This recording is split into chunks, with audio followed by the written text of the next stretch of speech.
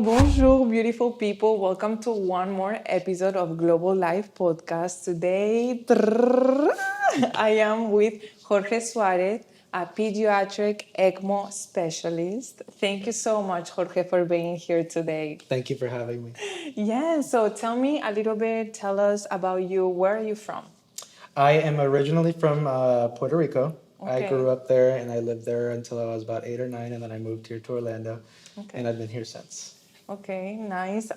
You've always been here in Lake Nona? No, I grew up on the east side of Orlando, more Okay. towards where UCF area is. Okay. And I grew up over there, and then I moved here to Lake Nona when I started this position. I love it. I love to have medical, specialists come and talk about it here in the podcast because we're in Lake Nona, the medical city, so we're very community oriented and we love to promote health and wellness in here, so it's a pleasure to have you here. Tell us a little bit what it is that you do. So my position as an ECMO specialist encompasses two different specialties.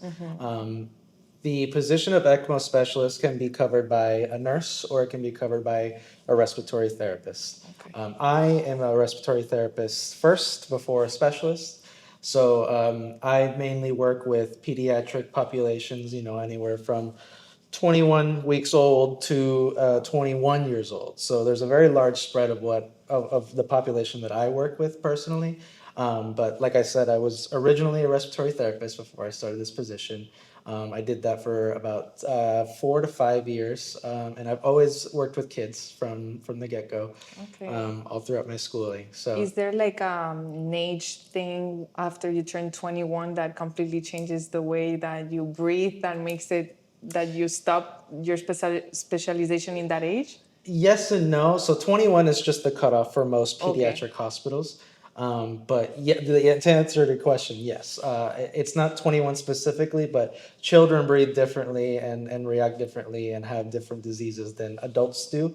Usually right around the age of anywhere between 16 to 21 is usually where you start treating these patients as adults versus children. Okay, that's nice. And you can point it from here actually. You work there in the Nemours Hospital, right? Yeah, I work right there. Oh, nice. How long have you been there? I've been there since 2021. Okay.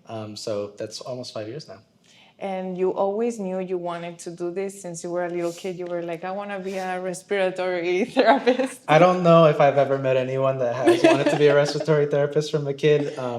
But I came on this position by chance. My mother-in-law has been a respiratory therapist for almost 30 years now. Wow. So I did not know what I wanted to do for a long time. I spent a lot of time in school trying to figure that out. And she gave me the suggestion. She said, hey, this is what I do. If this interests you, I can give you some information. And that's all I've been about ever since. Did you get to practice it before you got to study it? Because you told me that you started something and then you were like, this is not really what I love. What was it? Was it still in the medical field? Yes. I started with, I wanted to be a dentist. My uncle's a dentist, so I thought about that. Wasn't my path. And I went to physical therapy. I wasn't really a fan of what I was learning at that point. And then at that point I was lost. I didn't know what I wanted to do. And that's when my mother-in-law gave me the suggestion to pursue that. That's nice. And something that is very curious for me is how do you manage such a stressful job with your personal life? Like when you go to work, are you able to kind of disconnect your mind a little bit from all the problems and, you being such a, in the service industry trying to help people, like, are you able to disconnect your mind from work in that sense? Yeah, you absolutely have to. Okay. In the same sense that I don't want to bring my personal life, my problems every day, what I'm going through, to impede my care for patients. I also don't want to bring home any of that, so there has to be a clear separation. I disconnect when I get there. When I'm there, all I'm about is work and all I'm about is taking care of my patients. When I come home, all I'm about is relaxing at home and spending time with my wife and my dog. That's nice. Yeah, you told me you have a bulldog, right? I do. His name is Zeus. Yeah. It's very funny because they're the dogs that have the most like respiratory problems. I'm blessed that he doesn't, but yes, they tend to have the most respiratory problems. Nice. And have you seen what usually is the main reason why people go through these type of problems? Believe it or not, the majority of the like patients that I see, especially in kids now that school is starting, you'll see a lot of like colds, flu, something called it's RSV. It's very common in children, and allergies. Believe it or not, allergies can spark a lot of asthma problems, and pediatric asthma is a lot more common than a lot of people recognize or even know about. And that causes a lot of breathing problems for kids where they just can't breathe very well and they have to come emergently to the hospital, and that's where I come in at that point as the respiratory therapist. I feel like sometimes we don't like realize how important it is to actually breathe and stop and breathe. Like I have a few alarms in my phone to remind me to breathe. Yeah, I get the same on my watch. Yes, okay. It's like, take some time, like breathe with patience. I guess stress, anxiety, that is very seen nowadays, like can be related with the respiratory problems too. So it's nice that we keep that in mind. Yeah. It's easy to forget that you do have to breathe because you do it without thinking most of the time until I tell you have to breathe, and now you're like, oh yeah, I have to breathe.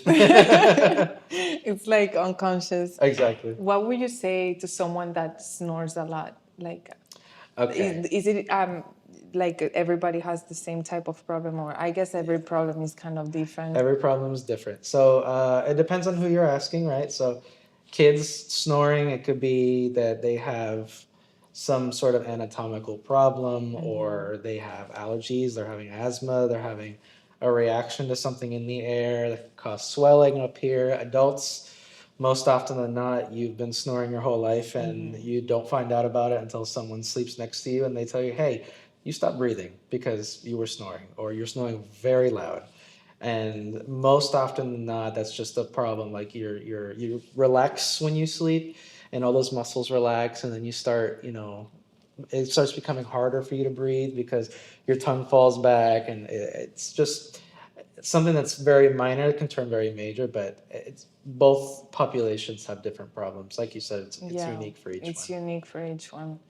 Well, if you snore, you already know that you have Jorge Suarez to help you. He's a good specialist here in Lake Nona. Thank you. And can you tell us a little bit, because these terms are a little bit intimidating and you told me what they mean earlier, but what is the difference in between ECMO and CVICU? So the CVICU is the cardiovascular intensive unit, or intensive care unit.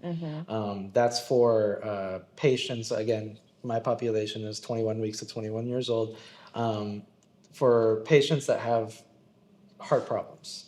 Usually they're congenital, they are born with these problems, and they come to that unit because they're having some sort of issue that's now that they either didn't know when the patient was in utero or like in the mom's belly, or they did know and now that they're born, like something that we have to take care of. Or even I have patients that are as old as 15, 16 years old that come in that have always had these problems that just never arose, and something happened that said, hey, you have this, we need to take care of it. So that's what the CVICU part of my job does. And when I'm in that role, I'm usually a respiratory therapist. So I will deal with patients who need to have breathing tubes, or they are on a life support like a ventilator, or just breathing treatments, albuterol, stuff like that. You have asthma, I deal with that as well. ECMO is a very long acronym. I'll say it just so we can know that it's extracorporeal membrane oxygenation. So during open heart surgery, you have to redirect blood away from the heart so you can the surgeon can operate on the heart. So the machine that I work with will circulate the blood outside the heart and the body, and then oxygenate it, act as an artificial heart and lungs, and then return it to the body so that the surgeon can safely operate on the heart without getting blood and anything in the way that could impede their vision and make that surgery more difficult. So that's what the ECMO part of it does. It also acts as like a bridge So if the patient comes out of surgery and the heart is not strong enough to function the way it should yet, ECMO acts as a bridge to, give their heart some relief so that it can heal and it has the time and, I don't want to say relaxing environment because nothing's relaxing about it. No. But it does relieve a lot of stress, like we were talking about stress with breathing, off of the heart so that it can repair itself and heal so that when they do come off this machine, they're good to go. Okay. So it looks like you help people with their respiratory problems from beginning to end. Correct. So whatever it is the problem, whether it's like a treatment or they need surgery, you're going to be there performing, whether it's, with treatments or the machine. That's incredible. So you work with surgeons to open surgery. How did you feel the first time that you went on an open surgery? I was very intimidated. These are incredibly smart people, incredibly intelligent, hardworking people who are there for a specific reason, and they're there to take care of your patient. So it was very intimidating. But, I do work with a great team. My main surgeon that I work with is a very skilled man, and he's very personable, and he always is intense when it comes to surgery because he wants to make sure the patient is safe and the surgery goes well, but he always makes sure that us as his team are there to support him, and whatever we need, he also provides. Yeah, it's very important to have a healthy work environment for this type of, health problems. It's incredible. You save the world. I really admire, the health industry, the health workers. We need you. Without you, I wish, the studying part of it was a little bit easier because I know we were speaking about it earlier, how long did it take you to study, how many of those years could have been just more straight up, right? How long did you study? So I have a bachelor's and I also have 3 different 2-year degrees, which don't have to get into those because those have nothing to do with what I do now. But it did take me a total of 6 years to do what I do now. 2 years for the 2-year degree and then another 4 for my bachelor's. And then I took an extra 2 years while I was a respiratory therapist to learn ECMO. So I can't really put a number on it, but I'd say total about 6 to 8 years to get where I'm at now.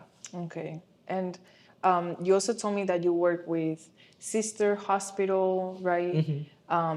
How does that work in the medical field? Like you work in Nemours, but you can also work with other hospitals, right? Correct. So my ECMO specialist program is relatively new to our hospital. The ECMO part of it is not new, but the program with dedicated specialists to this specific unit is new. Within the last 2 years, we started this program. I say we, but really it's the perfusion team at my hospital has been a great asset for us to learn from, and they really spearheaded the program for the CVICU. But, I got in early before it was really like anything ironed out. So it's been just trying to figure out bumps in the road and figuring out what works. And now that we've done all of the roadmap for that, we've taken what we've learned and what we have, the result that we've had, and we've taken that to sister hospitals, like you mentioned. Just because I work at Nemours doesn't mean I can't go to another hospital and do what I do there. My job is very niche. It is this field. The field of respiratory therapy is small. The field of ECMO is even smaller. So everybody knows everybody in the field at this point. You could say a name and say, oh yeah, I know him. He works over in Gainesville, or he works in Jacksonville. She works over in Pensacola. We take our program and we have a lot of sister hospitals, and their administration come to our hospital and ask questions, see how the program works, look at our machines, how we did our training, how we did our education. And then if those hospitals need help, then we also outreach and we'll go to those hospitals and help where it's needed. So for people that is studying in the medical field right now, this looks like a very interesting career where you don't really have to go through so many years to get your doctor graduation, and you can still get to be in a niche, work position where you're valued a lot as a worker, right? Like, do you see a lot of people studying in this field, or you think there's a lot of people but they don't stand out like you do because you won a couple awards? So yes and no. The field itself is very small. I think that people should definitely look into the field more often than they do. It's not something that you say, I'm going to go to be a respiratory therapist. It's something you hear about. You go to the hospital and a respiratory therapist comes and they do your treatment and you have a great time and you ask what they do and they tell you, oh, I'm a respiratory therapist. That's usually how you figure out, or you know someone that is one. It's not something that you go to the hospital and say, you're a respiratory therapist, I know. You can recognize a nurse. Nurses are absolutely vital to the team, but there is infinitely more nurses than there are respiratory therapists. And just the same, they need more people studying that field. We need more people studying our field. The medical field as a whole definitely needs more people. It needs more people who are committed to helping others. Like I don't know how else I can stress that enough. So I love my job. But it is very niche. It's like not difficult to get into. Everybody should be looking into all careers in medical field, but yeah, I definitely feel more people should be looking. I don't know if that answers your question. Yeah, no, it does. It does answer. It was good answer. So you won the 2023 Field Award, right? That's the biggest award nationwide for respiratory therapists. Right. How do you feel about that? Like, what did you feel when you got that award? So when I got the award, so more information on the Phil. The Phil Award is the equivalent for respiratory therapists as the DAISY Award is. It's the only nationally recognized award for respiratory therapists. There's only one therapist per hospital that gets awarded. So in 2023, I won the award, thankfully. Wow. Can't thank my hospital enough for nominating me. You usually get nominated by a patient or a patient's parent, and then it has to go through a lot of councils to be chosen. Luckily, I was the one that was chosen 2 years ago, but I walked into work and had no idea that I was chosen. And I walked in and I came into my morning huddle and there was a lot of people in the room and there was a lot of flowers and there was a cake and I had no idea what I walked into. So I just kind of walked in and stood to the side and they announced that I had won, and it was 6 a.m. My makeup wasn't done yet. My hair was all over the place. You start working at 6? 6 a.m. Yeah, Wow. 6 a.m. to 6 p.m.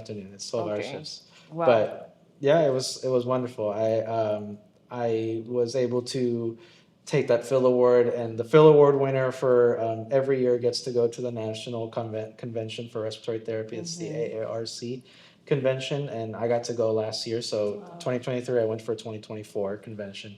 And you learn about all the new technologies, all the new practices. There's a lot of physicians, a lot of fellow respiratory therapists that go to these conventions and just talk about what's new, what's coming up, what's being developed, what's being talked about. So it helped not only feel great about it, that I was being rewarded and recognized for doing my job, but I also got the benefit of being able to see what's new, what's coming in the future. That's important because, technology is advancing a lot, AI and all of that. Are you always in the research on how you can implement that in your work environment? So they take you into those conventions and you learn how to implement this new technology. You always have to keep learning, I guess, with this job, right? It's a nonstop of learning experience. Do you feel like every patient teaches you something new every time? Or do you think at this moment it's become a little bit always the same? It's never the same. I couldn't have put it better than you did just now. Okay. Every patient is something new. There's always something new to learn from every soul that walks in through the door. And I never stop learning. Some days I feel like, man, I've been doing this for long enough. What is going to surprise me through the door? And almost right on cue, something walks through the door and I'm like, wow. And there's always something new to learn. I feel when people ask me sometimes oh, is real estate selling sunset? And I'm like, it can be even worse. Yeah. Do you think it's like Grey's Anatomy?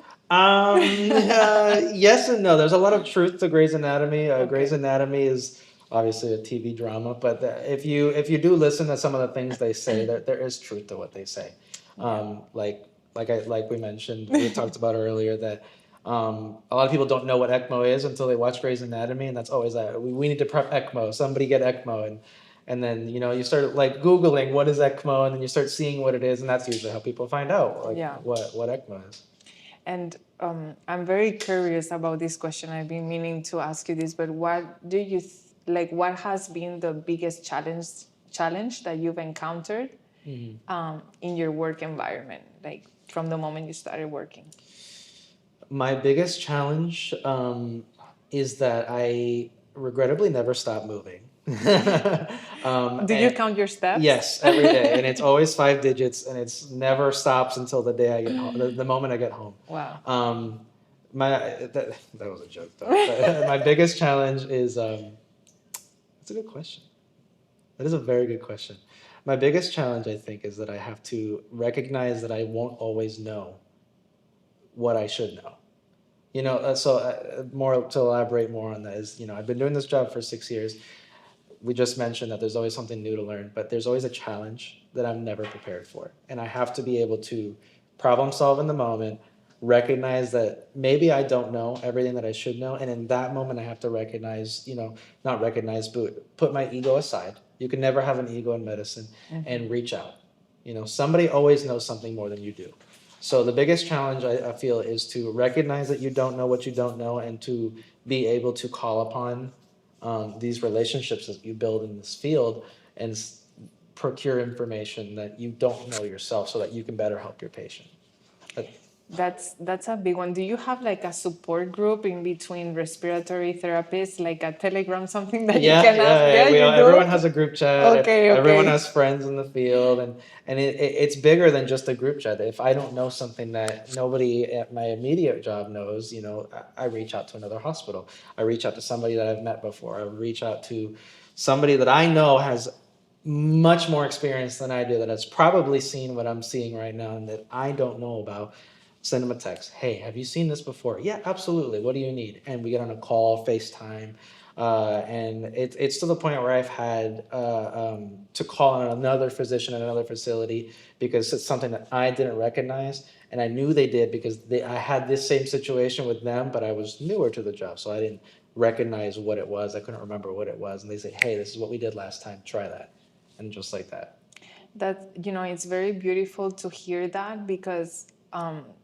I feel like sometimes patients might feel that there's a lack of passion or understanding of what they're going through, So it's beautiful to see how there's people that actually care and they want to find a solution like you. Right. Because sometimes, in the middle of the sickness, like you don't really see like the light after the tunnel, Right. So it's beautiful that at least you're giving reassurance that you are trying your best to look for a solution, Right. So for someone that is looking forward studying this career, how much can they actually expect to make as soon as they graduate? When I graduated a couple of years back, it has since changed. So whatever number I'm about to say, it's likely higher now. And I know it's higher. I don't know what the exact number is. But when I left school, I was making anywhere between, I want to say 55 to 65,000 a year. Since then, it's escalated. I mentioned earlier, I don't really know how much I make at this current moment. I know that, the more responsibility you take on, the more certifications you get, and the more schooling you do, obviously that reflects in your pay, and you can escalate to a point that's much more comfortable than 55, 65,000 a year. But it is a good starting point for people who are just coming out of school. And you will likely have a job right out of school. I had a job before I graduated. Okay, nice. Yeah. And for someone that is studying, what would you suggest them? Like if you could tell something to yourself in the past, like what would you say? Like go to the hospital and explore around all the positions. So I think I did this for myself too, but never be afraid to ask questions. People will react differently to how you ask questions or what questions you do ask, but there is no dumb question, no matter what anybody says. And if you don't know something, the only way to find out is to ask, right? So I think that what I wish I had told myself more, and I think I did enough of this because I got a pretty good picture of what my career was going to be like afterwards, but always ask questions. It doesn't matter what it is, how dumb you feel asking them. You don't know what you don't know, and you won't know until you ask. What are some misconceptions that you've you hear the most when it comes to your career, respiratory therapy? I think the biggest misconception is that all I do is breathing treatments, and all I do is give inhalers. It's much more than that. You have the ability to go into the ICUs and work with ventilators, work with breathing tubes. I'll go to the surgeon's offices and the operating rooms, and it's a very broad spectrum job. There's no one specific position that you're going to ever be stuck in. If you want to progress, you can. Have you ever had to go through a very difficult conversation with a family member? Yeah? Yes, it happens. It does happen. We are often another bridge between a family member and the care team. We see them a lot more often, and sometimes we're in the room all day with them, and inevitably, they have questions to ask. They get comfortable. You learn a lot about each other, and they get less scared to ask more questions. And then in turn comes difficult conversations. What should I do?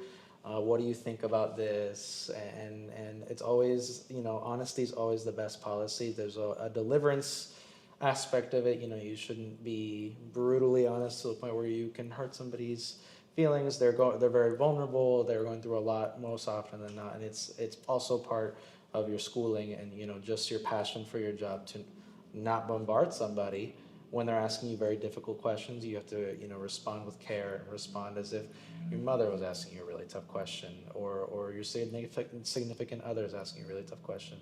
You respond with your heart, and you end up feeling what they're feeling when we have those conversations, but they do happen, yeah. It must be difficult to put in a balance faith and reality, right? Yes. It's like, up until what point you're telling me what's happening, but up until what point you're crushing my hopes to get better. Right. You put it very well. Our time is up. Yeah, it is up. No. You said it very well. It is a very thin line that you have to toe that line, but you just be human, as if you were talking to your loved ones, and it comes naturally. What would you say your legacy in this field would be? What would you like to leave behind you when you finally retire? Yeah. You're young, Yeah, it's going to be a long time. I feel like what I would like my legacy to be and what I leave behind is just, hopefully teaching a lot of people new things that I've learned, and just pass those on. And when I do finally retire, whoever I have taught or instructed, is that when they're thinking about something, they think about, okay, I remember Jorge taught me this, and I'm going to do it this way and see if it works. And that's really what I just want to leave knowledge and experience behind whenever I do finally retire way in the future. Well, it was very nice talking to you, Jorge. Thank you for being here and teaching us what you do. It's a very special and, out of common career. So thank you for coming. Don't forget that to support this podcast, you can support us by clicking the link down below and buying our coffee through the foundation that is doing an amazing job to help a lot of workers in Utopia with all the farming that it requires to make this beautiful, amazing coffee. We're going to be leaving you links down below where you can find Jorge and follow him, follow us. Leave us in the comments any questions that you would like us to ask. Jorge, you're going to have to be on top of the comments to leave your legacy everywhere around the world. And thank you guys very much. See you in the next chapter. Now I'm going to be asking you some private questions for our exclusive content. If you would like to purchase it, you can also click the link down below. Thank you. Bye-bye.